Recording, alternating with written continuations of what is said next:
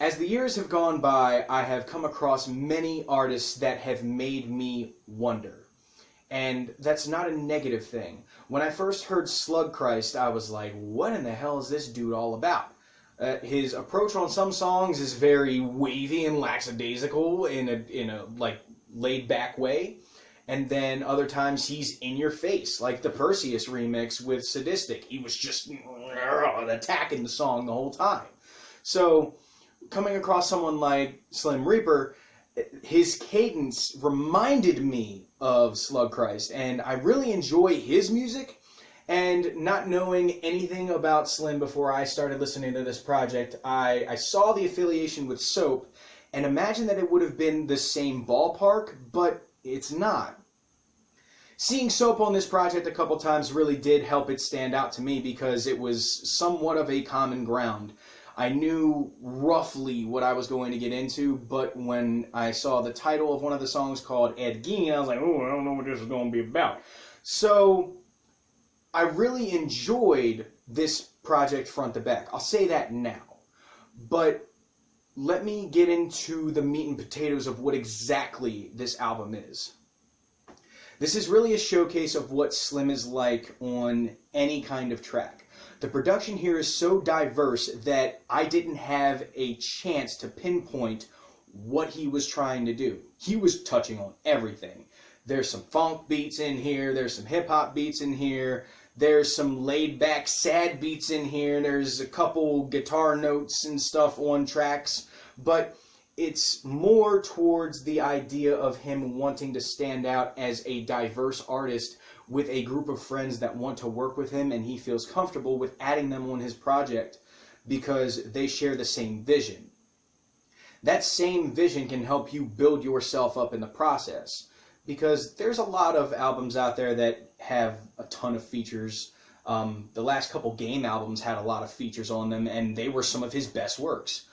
But this album is not for the basic hip-hop listener. It's not for somebody that listens to Eminem, just Eminem, and only Lyrical Miracle-ish rappers. There's a huge difference between SlimReaper and most of the underground. He doesn't talk about chains, money, cars, and hoes. He talks about the issues he deals with. He also talks about how nobody's really messing with him and his friends, because you have to have that kind of confidence when you're trying to stick out in the underground. You have to talk about your superiority, and if you don't, people will immediately step on you because you're trying to clone another artist. And if anybody listens to this project and think that he's a clone of anybody in the underground, you're on something, and it's unfortunate that you have to approach it that way.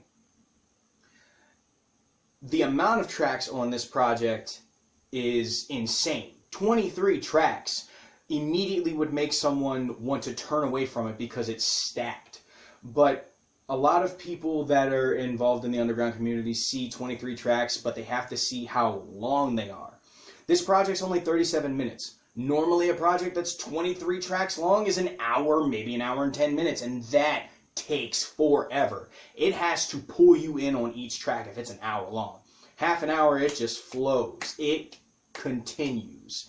So I really appreciate how you laced this project together front to back. It made everyone welcome, for lack of better phrasing, to Reaper's world.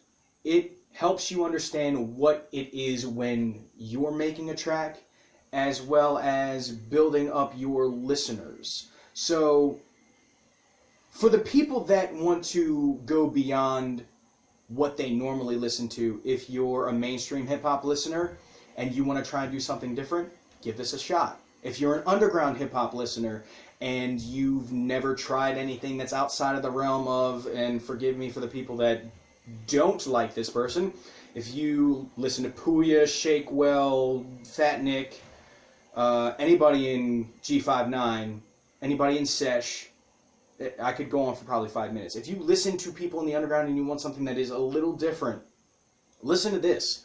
Because of the stylistic differences on each track, no one track is the same. It's almost like you have a party mix, and this entire album has different kinds of tracks.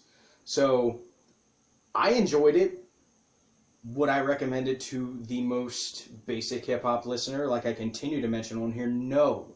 Because a lot of the people that have started to follow this channel when I first started were a part of like mainstream hip-hop. So if you don't know what I'm talking about, give it a listen.